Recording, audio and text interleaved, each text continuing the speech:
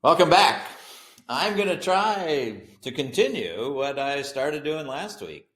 Last week, for the first time ever, I just took a few of the questions that you have asked before and I answered them. I gave you my thoughts, show you what I would do. It worked great. And I had a lot of feedback, got a lot of different messages with a lot of different questions. So I'm going to do exactly the same thing here again today. And for those of you that don't know me, I'm Grant, and I'm a business English confidence coach.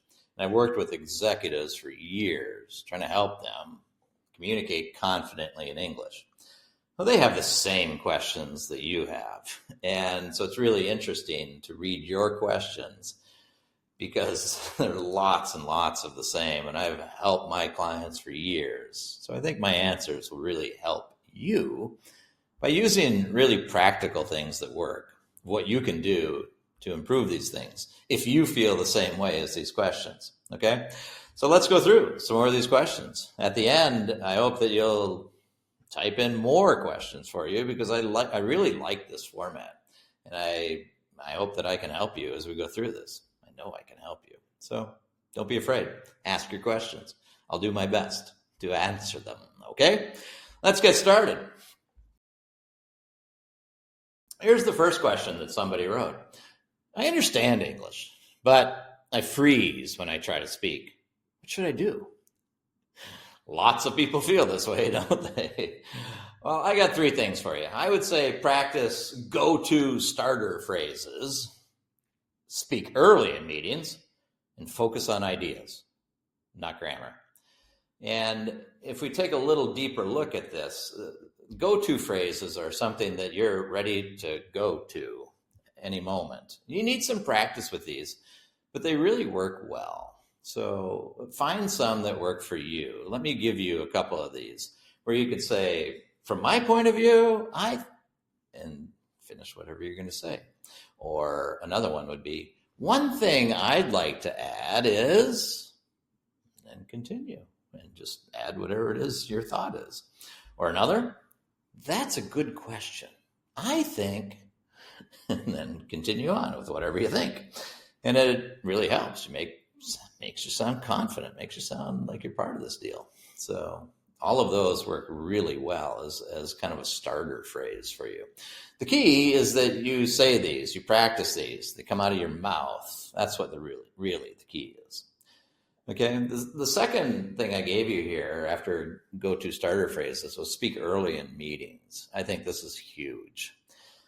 If you're joining a meeting, say hi at the beginning. Say more than hi. Hi, it's not enough. Oh, hello, everyone. I'm so happy to be here. Looking forward to today's meeting. You get some words to come out of your mouth quickly. The longer you wait in a meeting, harder it is for you to speak, especially when you're not confident. You're going to freeze when you're using English. Just get words to come out of your mouth quickly. The faster you can speak, the easier it is. Your mouth doesn't get so dry. You're part of the meeting, so speak quickly. Speak fast when you join a meeting. Take advantage of the beginning of this meeting. Get some words to come out of your mouth, okay? The other way not to freeze, I find people freeze when they're trying to be perfect. So focus on ideas, not grammar. Nobody cares about your bad English. Just focus on getting your idea out to everybody else. They're not going to give you a grade on whether you were perfect in your English and you use perfect grammar. In fact, they don't care. They really, really don't care about your grammar. So just get your words to come out with the message that you need. That's what the key is. You have thoughts, you have things you need to say, focus on that message, not on your perfect English. Okay? So give those a try. And I think you're going to find that you'll freeze a lot less often. The key is that you practice this. And so you've got to spend some time with yourself or spend some time with ChatGPT and say these things. They have to come out of your mouth first. And you've got to be comfortable speaking English. So practice. Put in a little bit of time. Practice it before some of these meetings that are important for you. Okay? Let's move on. Let's go to the next question. So the next question is, how do I stop using the same words all the time? This is a big one for everybody. I got 3 things for you. I would say keep a word swap list. I'd say practice 3 words daily and replace overly used words like good or very.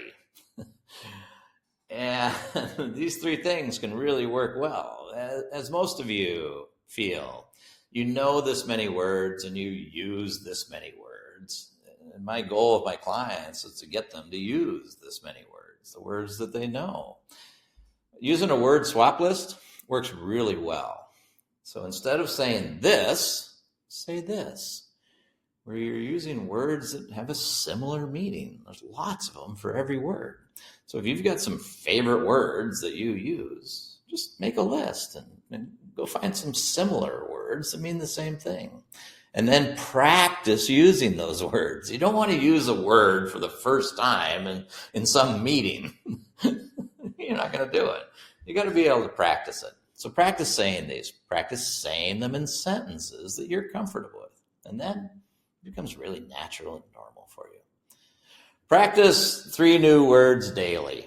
Now, a client of mine taught me this trick, and it works beautifully. And I said, how do you use all these different words all the time? He said, yellow sticky note. I said, really? Are you kidding? He's like, no. He said, before we meet, and we would meet online, he would write down 3 words that he really liked and he wanted to start using. So it was his goal to take those 3 words and put them into our conversation.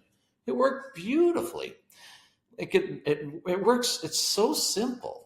And I don't know that he's writing these words on his computer. It took him a year to tell me this, but it worked great. So that's what I would really suggest. In fact, I made a video about this, a long video about it, I don't know, last year or something. And it's just a really simple and easy technique. Don't write 28 words on there. Write 3 words and use that. Practice those daily. Last, I said replace overly used words like good and very. And this relates to keeping a word swap list. So instead of saying good, find some other words that mean good. Or instead of saying very, find some other words that mean very. Or important. Everything's always important. This is important. That's important. Well, find other words that mean important, like crucial and critical and words like that. Essential. And you can find these things and then practice them. Again, that's the key. You have to practice saying these things. Then you'll start using them in meetings in different places. Okay? So give those things a try and you'll find that you'll stop using all the same words and you'll start using some new words that you really like. Okay? Let's look at our next question. The next question is, how do I join a meeting when I'm not sure what to say first? This is a tough one for everybody. I've got 3 things for you. You could use a simple opener, or you could say, thanks for including you at the beginning, or just share one observation you have. Let's take a little deeper look at each of these. So when you're trying to join a meeting and you're not sure what to say first, just be prepared with something as a simple opener. And I think the key here is knowing who you're meeting with, because every meeting's different. So maybe, who's in this meeting? Do you know them? Have you met with them before? Are you good friends? Are they above you, below you? Who are these people? But you need something that's relevant for each meeting. So just spend a little bit of time thinking about it. If it's some group you've never met before, then you might have to say who you are. Hi, I'm Grant. I'm an executive business English coach, and I'm really excited about this meeting today. Thanks for having me. Something simple like that, that's comfortable and confident, but you got to practice it. That's what you need to have. So have some kind of simple opener that fits this meeting specifically, okay? Next, I said, thanks for including me. And in my example, I included that in there because it's really natural. So at the beginning, whenever you're part of this thing, just say thanks. Thanks for including me. I'm happy to be here. Thanks a lot. It really makes a difference where you're just showing that you're appreciative of being included in something, and other people will see this.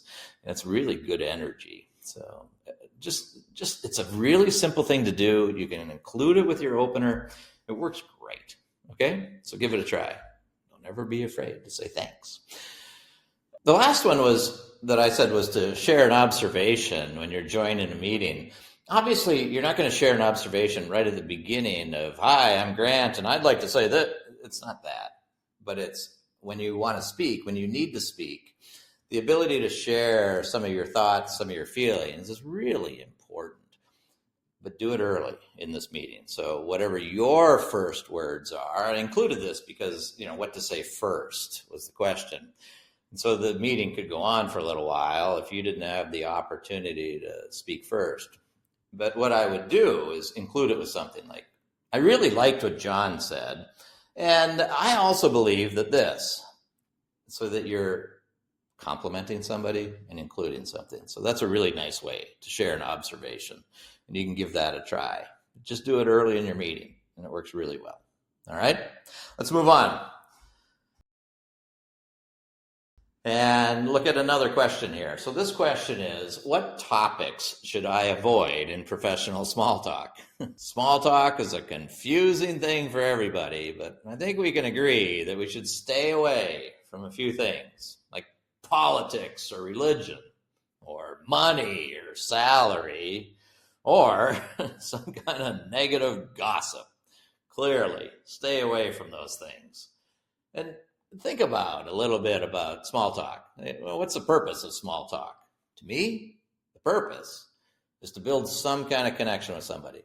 Start building some kind of relationship with them. Because in the end, you want to be able to trust whoever you're working with or doing business with. Small talk is this perfect opportunity to do that. So as soon as you start getting into something like politics or religion, the really, really sensitive issues where you can feel very strong about your beliefs and say, oh, I really think that this is the right thing going on. I saw it on TV. And the person that you're talking to could be a great person, but they feel opposite. It has nothing to do with business, but somehow you already created a divide here. You don't want to do it. Don't go politics. Don't go religion. Stay away. When you become great friends and everything else, and you feel comfortable sharing those kind of things, do that. Keep it out of small talk. Money and salary, out. No chance. Oh, how was your weekend? Oh, it's great. I bought a new truck. I've been looking for a new truck for a long time. Oh, really? How much did you pay for it? Oh, end of conversation. Done. Finished. Over. Don't do it. Stay away from money and salary. Just don't do it. And of course, staying away from negative gossip is really important. You don't want to do it. Just stay out. Get out of it. You don't want to be talking about other people, especially in a negative way. You can do that after. Go meet for cocktails at the end of the day or something and have all the gossip you want, but stay out of it. You shouldn't do it in business anyway, obviously, but certainly not in small talk. Okay? So give those a try and see what happens. I really like this format. I love all the questions that you're asking me. And I could sit and talk about these things forever. We got a list long. So I'm going to make a lot of these videos in the future, I'm sure. Please keep asking your questions. I love these, and I'll see what I can do to be able to address them. My whole goal is to help you. So I hope you found some help here today, and you can use these going forward. Enjoy, and I'll see you very soon. Please like this video, subscribe to the channel, share your comments, and I also invite you to learn your Business English Confidence Score. You'll find the link in the description below this video.